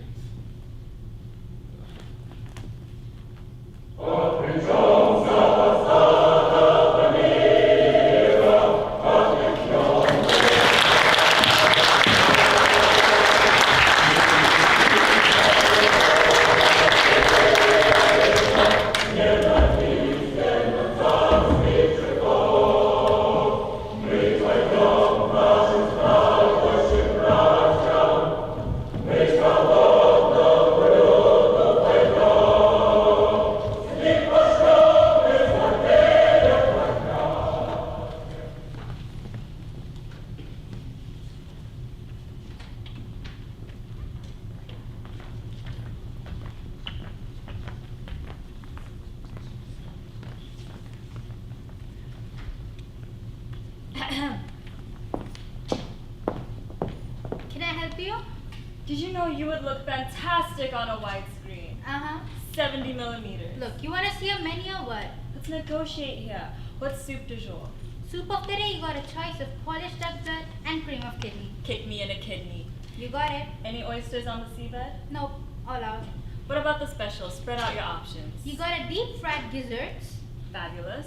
calf's brain with okra, You are a temptress. and pickled pig's feet. Pig's feet, I love it. Sign me up for a quadruple. If you say so. Any sprouts to go with that? Iceberg. So be it. Ow! Hey, Marcus. Jesus. What's wrong, buddy? Oh, man. Sit down. You want something? I could get the waitress. No! No! Don't even try it. Something really weird is happening today, Al. Like I don't what? understand it. Like what? What's the story? Well, just for an example, right? This morning I stopped out at a drugstore to buy some aspirin. This is a big drugstore, right? Yeah. I walk up to the counter. The guy says, "What can I do for you?" I say, "Give me a bottle of aspirin." The guy gives me this funny look and says, "Oh, we don't have that, sir." I said to him, "You're a drugstore and you don't have any aspirin?" Did they have Bookrin? Yeah. Advil? Yeah. Extra strength Tylenol? Yeah. But no aspirin? No! And that's the kind of weird thing that's been happening to me all day. It's like I go to a newsstand to buy the Daily News. The guy had never even heard of it. It could have been a misunderstanding. I asked every place. Nobody had the news. I had to read the Toronto Hairdresser. Or get this. I walk into a deli at lunchtime to buy a sandwich. The guy says they don't have any pastrami. How can you be a deli and not have any pastrami? Was this a Korean deli? No! This is a kosher from Jerusalem deli. Oh, we don't have that, sir, he says to me. Have some tongue. I just got into a cab. The guy says he doesn't go to 56th Street. He offers to take me to Newark instead. Looking at me like I'm an alien or something. Mark, settle down. Oh, I don't go there, sir. Settle down, take a breath. Do you know what's happening to me? Sure. What is it? Don't panic. You're in a Philadelphia. I'm in a what? You're in a Philadelphia. But I'm in... Yes, physically you're in New York, but metaphysically you're in a Philadelphia. You see, as what we know as reality, there are these pockets, these black holes, these Philadelphias. And if you fall into one, you run up exactly against the type of crap that's been happening to you all day. But why? Because in a Philadelphia, you want something, they're not gonna have it. You wanna get something done, it ain't gonna get done. You wanna go somewhere, you can't get there from here. Good God. So this is very serious. Just remember, Marcus, this is a condition named after the town that created the cheesesteak. Something no one would willingly ask for. And I thought I was just having a bad day. Sure, millions of people have spent entire lifetimes in a Philadelphia and don't even know it. Look at the city of Philadelphia itself, hopelessly trapped in a Philadelphia. And do they know it? So what do I do? Should I just kill myself now and get it over with? You try to kill yourself, you're only gonna get hurt. Well, what can I do? Best thing you can do is wait it out. One day the cosmic train will whisk you out of the city of brotherly love and off to someplace happier. You're pretty goddamn mellow today. Yeah, well, everyone has to be someplace. Is your name Alan Chase? It is indeed. There was a phone call for you. Your boss. Okay. He says you're fired. Cool, thanks. So anyways, you have this condition. Wait. Did she just say you're fired? Yeah. I wonder what happened to my pig's feet. Ow, you love your job. Hey, no sweat. How can you be so calm? Easy. You woke up in a Philadelphia. I woke up in a Los Angeles. And life here is beautiful. You know Susie left me this morning? Susie left you?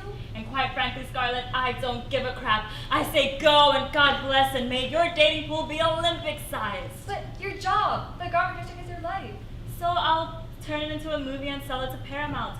Toss in some sex, add in a little emotional blah blah blah, and you got yourself a buddy movie with a garment background.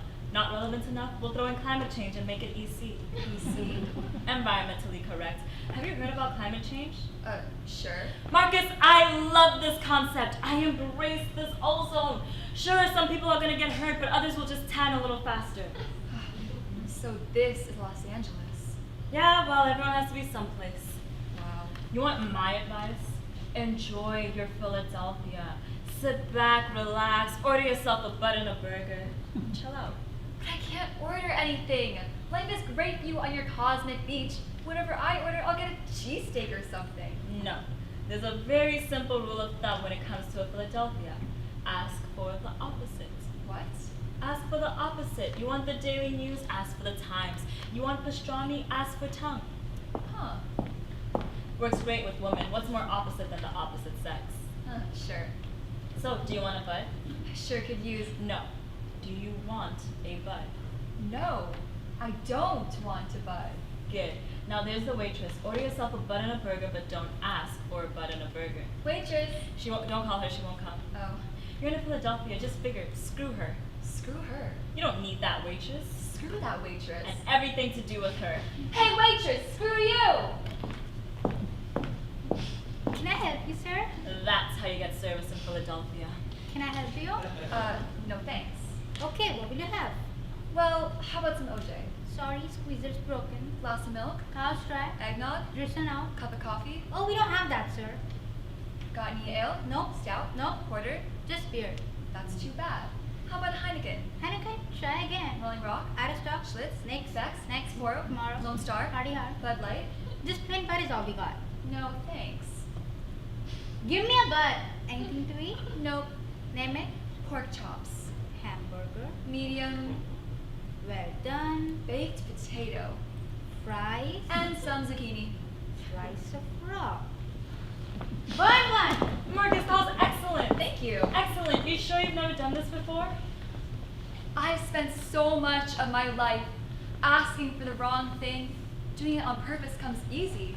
I hear you. I could have saved myself so much trouble over the years if I just screwed up on purpose all along. Maybe I've been in Philadelphia this whole time and never even knew it. You could have been in a Baltimore. They're practically the same thing. Okay, so here's a bud and a cheesesteak. Excuse me. Wait a minute. What is that? It's a cheesesteak. No. I ordered pig's feet. Oh, we don't have that, sir. I beg your pardon? We don't have that, sir. Oh, you son of a biscuit! You brought me into your Philadelphia! I'm sorry. You brought me into your flippin' Philadelphia! Well, I know it's contagious. Oh, don't let me be in a Philadelphia. Please don't let me be in a Philadelphia. Well, shouldn't you ask for the opposite? I mean, since you're in Philadelphia. Don't tell me how to act in a Philadelphia. Well, maybe you're not really... I told you everything you know about Philly. Well, maybe you're not really in Philadelphia. Do you see the cheese on that steak? What more do I need for proof? The Liberty Bell? Waitress, can I get a glass of water? Water? Don't have that, sir. You don't have that, sir. What, are we gonna sudden drop or something? I just lost my job. Susie left me. I need to make some phone calls. Excuse me, do you have a payphone? Sorry, we don't have any payphone. Of course you don't have a payphone. Oh, let me out of here. Oh no, it's not that bad in Philadelphia. Could be worse. I've been in a Cleveland all week. Cleveland? What's that like? It's like death without the advantages. Huh. Care to stand? Don't mind if I do. I hope you won't reveal your name. Share it. Goodbye. Hello. Want to start? Thank you. Yeah, well, everybody has to be someplace, so...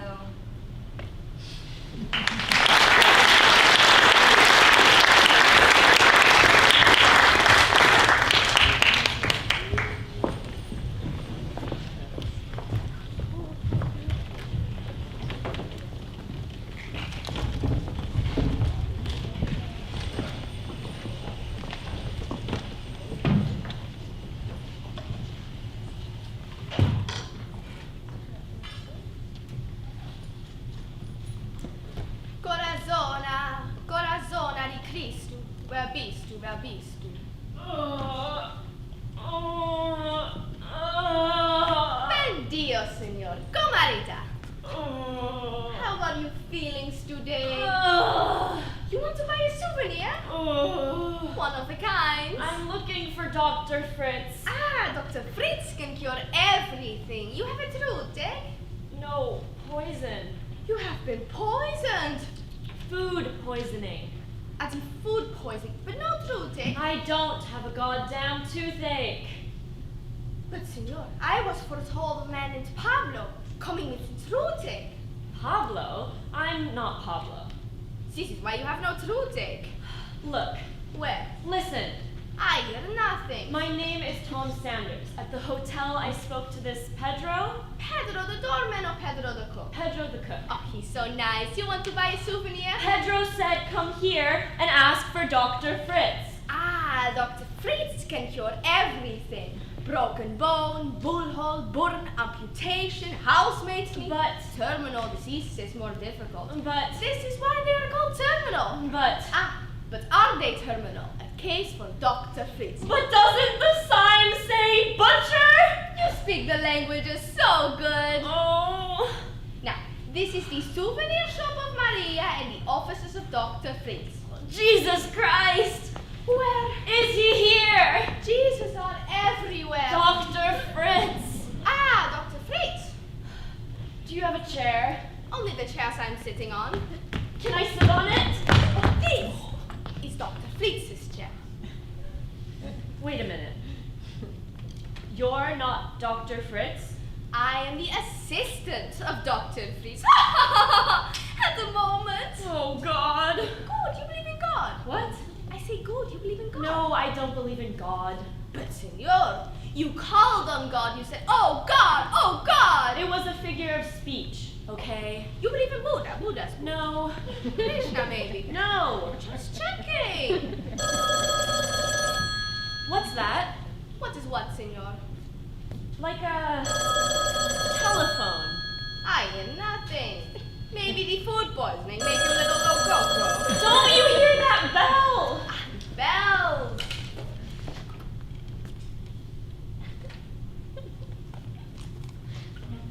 Mushi. Si. Dos Vedonia.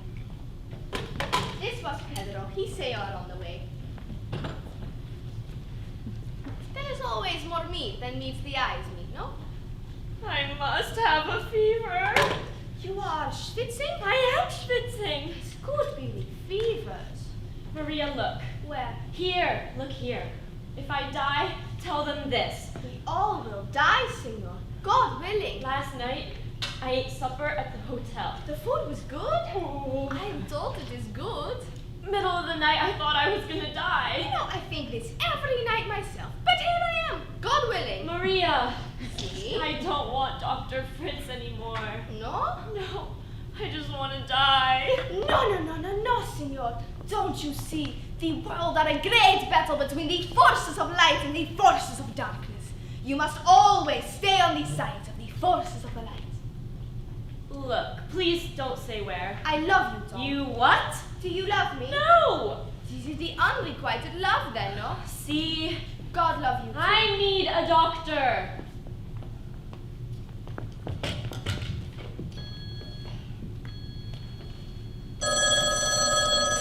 Bonjour.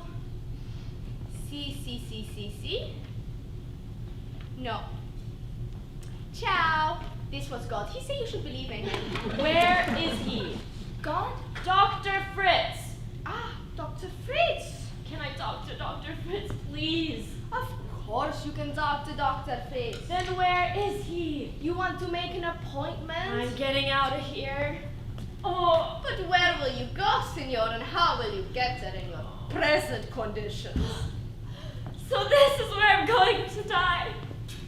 I'm going to die here. I'm going to die here. I'm going to die. Stille, du elenderer Hund, du ruckelloser Steer. What? Halt's Maul, du verfluchter Wurm. Oder sterben Sie. Na gut, sterben Sie mal. Was geht das mich an? What's going on here? I am dying. Yeah, perhaps you are dying, but if I can stop this dying, I will stop it. I am not musician, I am physician. You understand? Yeah? Yeah. Yeah? Yeah. Good. I am Dr. Fritz Ringswanzel. How do you do? Dr. Rings... Wanzel. Vandal. Wanzel. Vantal. Dr. Fritz, okay. This must be a fever. Also, auf geht's. What? Stand up on one foot, see. I can't. Auf geht's, du fauler Schwein. Los! I can't get up, you people. Too many Coca-Colas, it has eaten your brains. You have no will anymore. Too much of the French fries and ketchup and the golden arches from McDonald's. Can I sit on the chair? This is Dr. Fritz's chair. Only Dr. Fritz can sit on this chair. You on the table sitzen. Schnell. You have sie open wide. Open wide? You have Zitrusegg? No. Was? I hear there was a man coming with Zitrusegg. That's Pablo. I'm Tom. Who you are is not important, you mindless amoeba. Now, you have the constipation sometime, yeah? I do have the constipation. And sometimes you get a little prickly stinging pain just behind the elbow here. I do get a little prickly pain right there. And you have the very ugly dandruff. I do have dandruff. So I see. You must use Head and Shoulders. I do use Head and Shoulders. Once a day or twice a day? Once. You must use this twice a day and make for the very good bubbly lather, yeah? Deine Hand. What? Give me your hand. Schnell, schnell. Oh. Your pulse is normal. But you're not wearing a watch. Your eyesight is excellent. Now, open your mouth, stick out your tongue, go like this. No, like this. Better. Now put the fingers in your ears. Can you hear me? What? Good. Ow! This hurts. Good sign. Now, lift the blouse. Aren't you going to take my temperature? This is a poor country, meine Herren. I have nothing here. Nothing. Besides, you have no fever. But I'm shaking. This is not fever, this is shaking. Do you love me? No! Why not? I don't know you. Good answer. Ow! You are sure you have no toothache? I don't have a goddamn toothache! But at 4, you had the rheumatic fever, yeah? I did have rheumatic fever.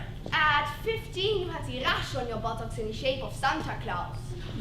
At 20, you had rhinitis, bronchitis, conjunctivitis, and gonorrhea. Busy year for you. At 22, you had the double pneumonia. You thought you were going to die. I did. You died? I thought I was. You know, I thought this every day myself, and then I did die. You did? I died. Died? Did. 1916, I was on vacation. I got a pain in my... Oh! Kaboom! I am dead. What was it like? I had better days. Now I must wander the earth to complete my good works. Foul indeed. You sleep every night from 12:34 to 9:38 in the morning. You usually have the eggs and toast meat, raspberry meal for breakfast. For lunch you have the garbage fast food, maybe the Wiener made from pig balls or the slice of scheisse you call pizza. At the night times you eat at the restaurant, sometimes Chinese, sometimes Italian. You have the gnocchis with mushroom and ein small green salad. Amazing. This is your entire stupid life. So what's wrong with me? I have no idea. Lie down. How do you know all these things about me? I am a highly qualified surgeon. You know what's funny? I am German. Nothing is funny. I'm getting a toothache. Sympathetic reaction. You want to buy a souvenir? No. One of a kind. Ow! Your case is not so complicated. So what's wrong with me? You need an operation. An operation? Immediately. You're kidding, not here. Here. Not in this town. You see another town. Not in this country. Unfortunately, I am not the proper tool. No. I have no anesthetic. This could be quite painful. But I'm fine. Fine? 9. Will you undo these straps, please? The doctor is who here? Who is the doctor here? I'm your mother, Tom. How you feel? Ah! Does that make you feel any better? Also, das Messer! Put that thing down! Perhaps for you, we need the better messer! I don't need a messer! You are fine? Then good. I am not torturer, I am doctor. So go. Ow!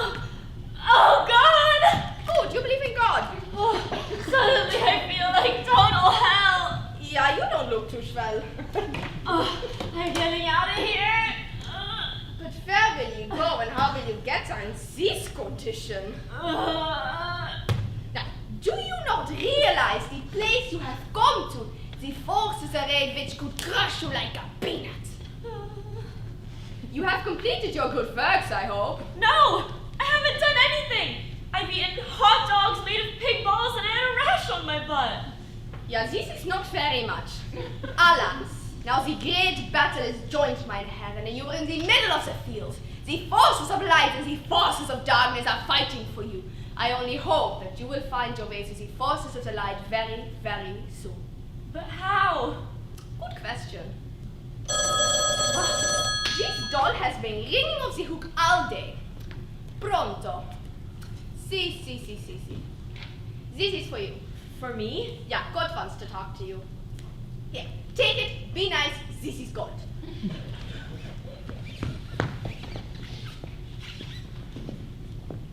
Hello? Yes, this is he. Fine. Actually, I'm not feeling fine. I have a pain in my... Well, I thought I had a pain.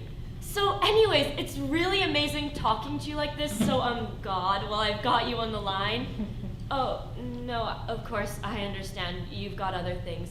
I just thought I'd get in a few questions, you know, meaning of life, your general take on things, etc. So great. I'll see you later then. Much later, I hope. Nice talking to you. Bye. How are you feeling, senor? You are feeling better? I feel fantastic. That is so nice. Souvenir?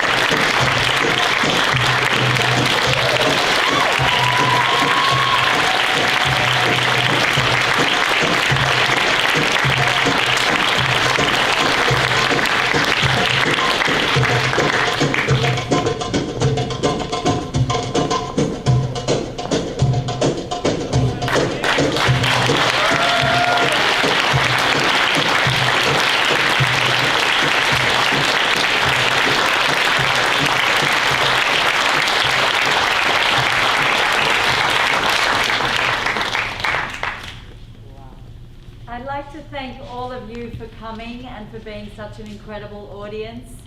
We are so lucky to be doing a show and to be able to have you as the audience. Thank you so much.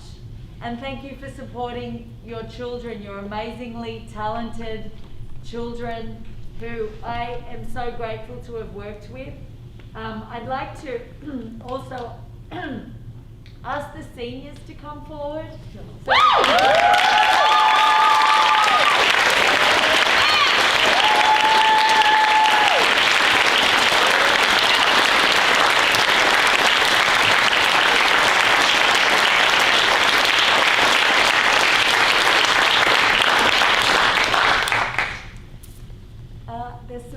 There's a lot of people I'd like to thank for this incredible production. Firstly, I'd really love to thank Mr. Wan, Mr. Hang, and Miss Lien, and Mr. Nyok up in the lighting booth. An incredible thank you.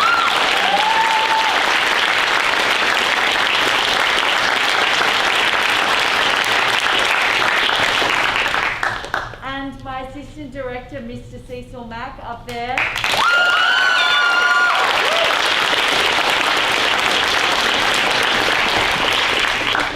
And I just want to say a general thank you to the entire cast and crew. You are a very talented and wonderful group of people, and I'm very humbled to have worked with you on this show. So thank you all.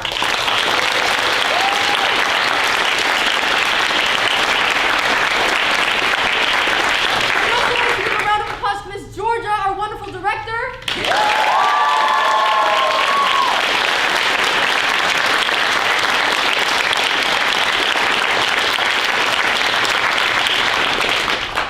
Okay, go and have a great day.